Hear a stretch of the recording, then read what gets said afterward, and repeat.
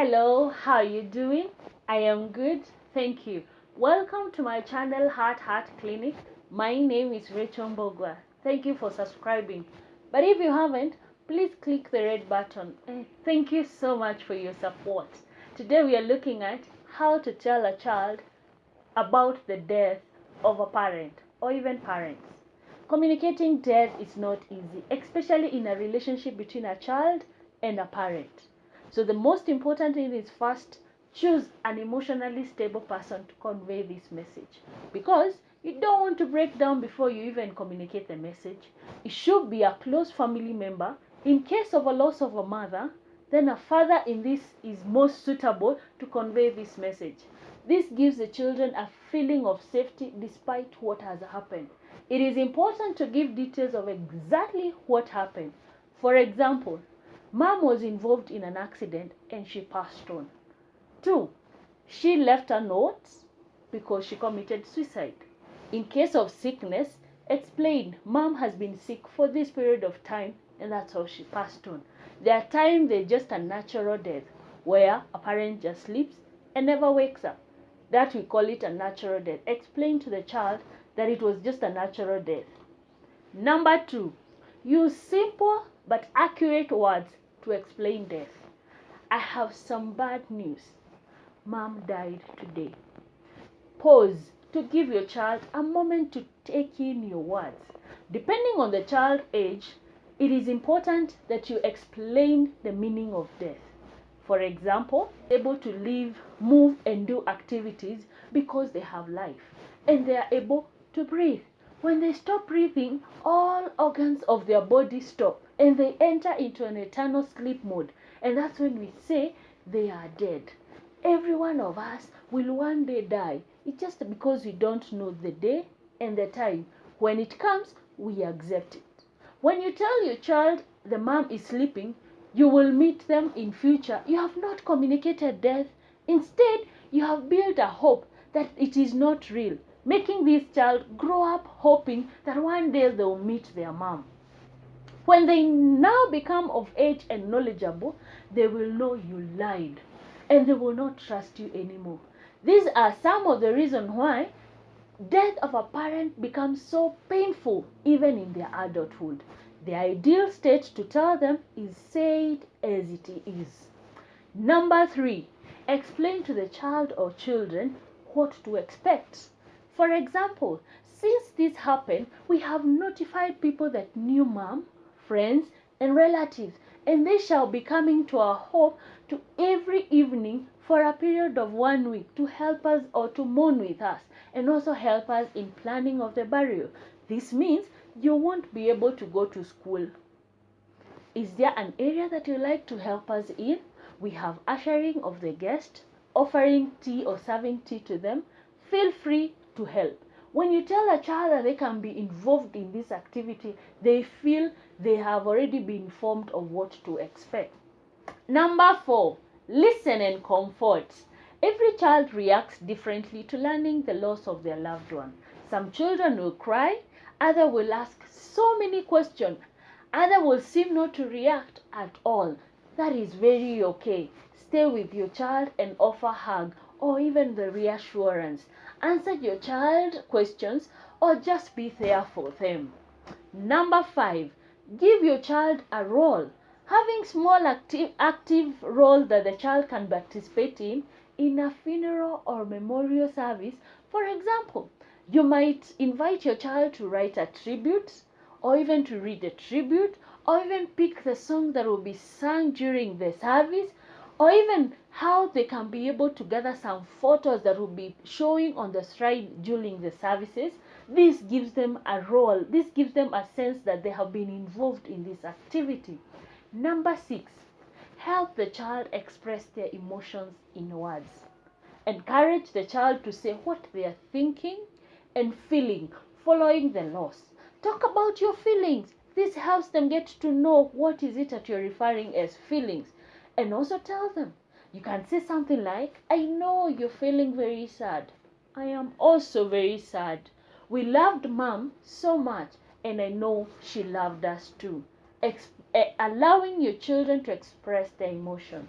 Number 7, talk about the funerals and rituals, cultural practices. What do you do in your culture when a loved one dies?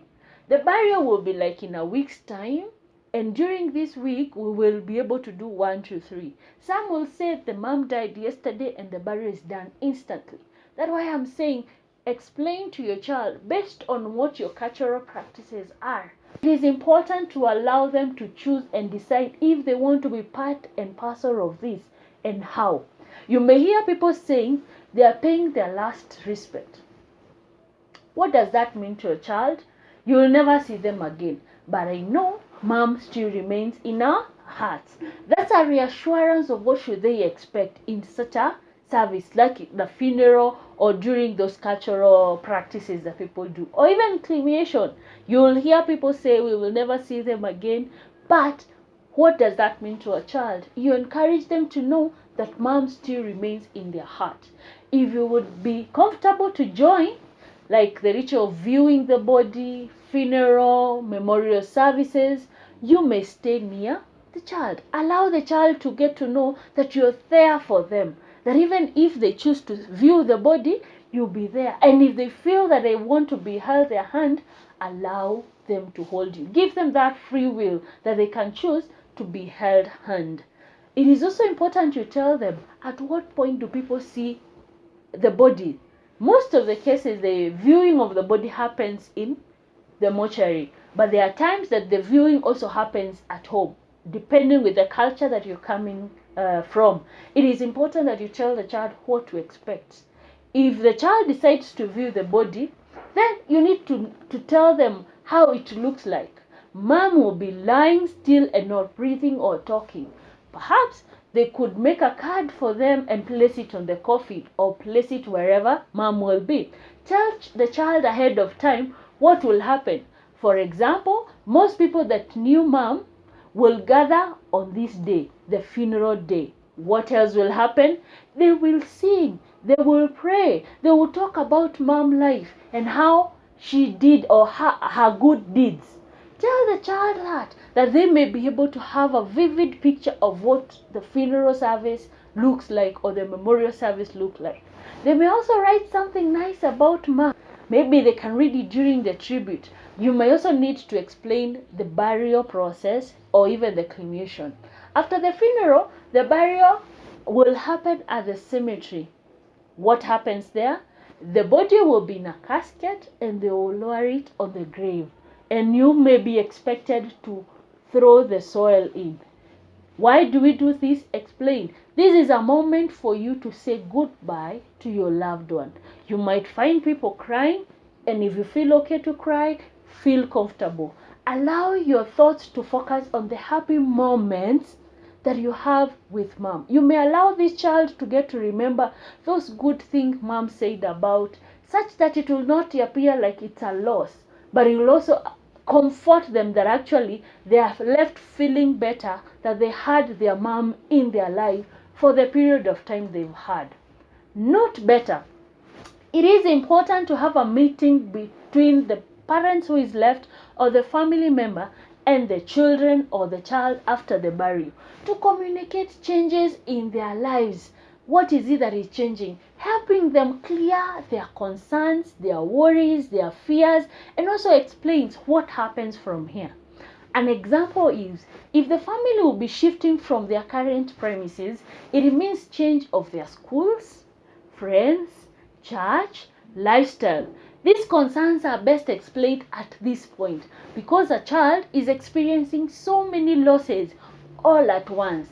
At times, the children feel like the sudden changes are happening for them to be removed from remembering their loved ones. This meeting helps clarify that actually we are not moving because we want to forget mom, but we are moving because the house either we lived in, we were being given by the school where mom used to work, and they expect us to shift, or because we used to combine resources, we may not be able to afford to make payment for your school fees and still maintain the lifestyle that we had. Explaining these changes help your child cope with death much more easier, and they get a comfortable place and get assurance that you will always be with them. This is Heart Heart Clinic with yours truly, Rechael Mbugwa. Till next time, bye bye.